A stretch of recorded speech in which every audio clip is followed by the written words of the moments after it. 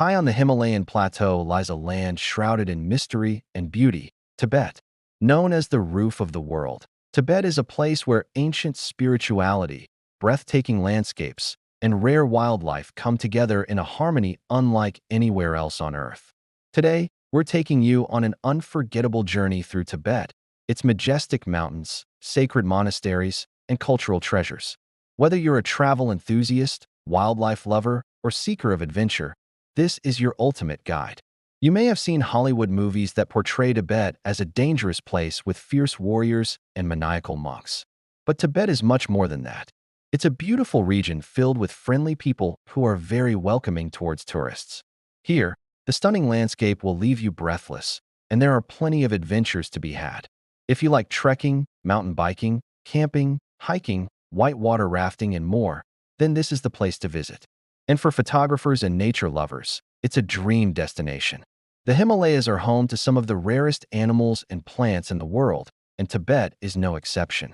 46% of the animals in the Himalayas can only be found here.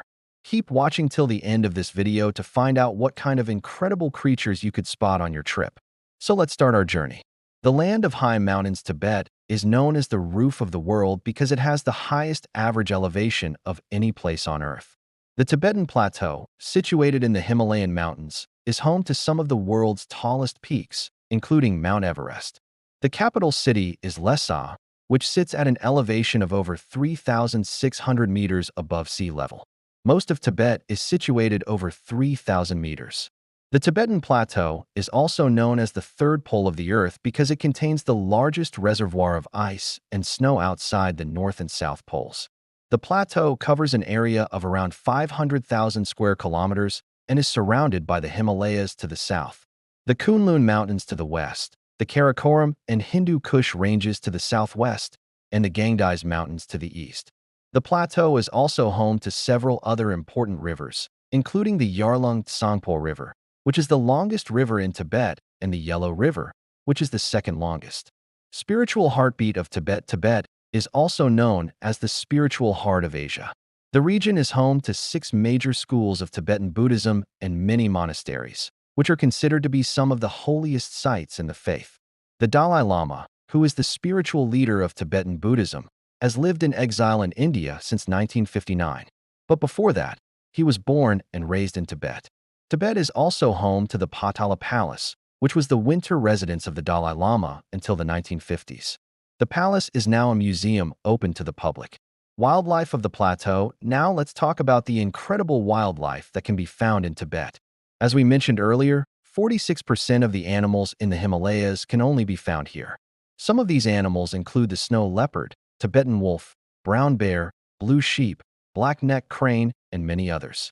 The best time to see these animals is during the summer months when they come down from the mountains to graze in the lower pastures. Another great place to see wildlife is in the monasteries, where there are often yaks and other livestock. Don't forget to keep an eye out for the red panda. These adorable creatures can be found in the forests of eastern Tibet and are known for their fluffy tails and love of bamboo. You can also visit the Chimpan Zoo in Lhasa, which is home to a variety of endangered species, including giant pandas, Tibetan antelopes, and snow leopards. Getting there and practical tips. Getting to Tibet requires some careful planning as the region is located in a high-altitude area. Travelers need to take into account altitude sickness and plan accordingly. However, there are several tips and precautions that travelers can take to reduce their risk of getting altitude sickness and ensure a safe and enjoyable trip. One way to do this is to take the train from Beijing or Shanghai to Lhasa. The train journey takes around 2 days and is a comfortable way to get to Tibet without having to worry about the altitude. Once in Tibet, it's also important to stay hydrated and drink plenty of water, coca leaves, or tea to help with the acclimatization process. It's also important to note that not everyone will experience altitude sickness, but if you do, there are treatments available. Adventures await. There are plenty of adventures to be had in Tibet. For the more adventurous types, there are plenty of opportunities for trekking, mountain biking, camping, hiking, and more.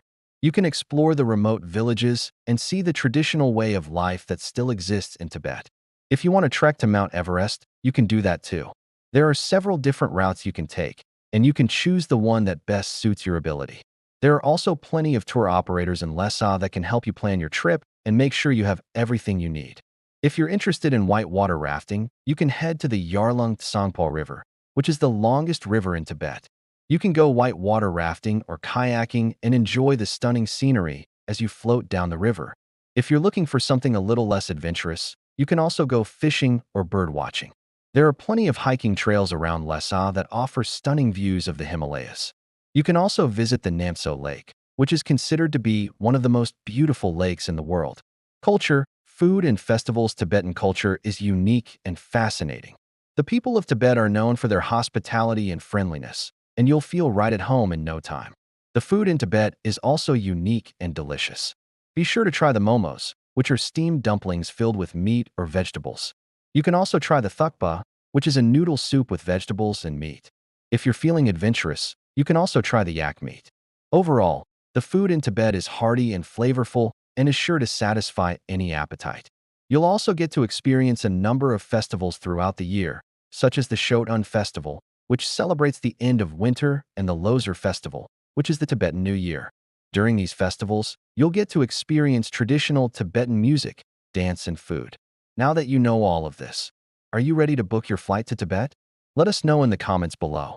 We hope that you enjoyed learning about this amazing place. We encourage you to plan your trip to Tibet and experience its unique culture, food, and festivals. We hope this helps you prepare for your adventure to Tibet, a land of majestic mountains, spiritual sanctuaries, and cultural wonders that promise memories to last a lifetime. We hope you have an amazing time exploring this truly special place.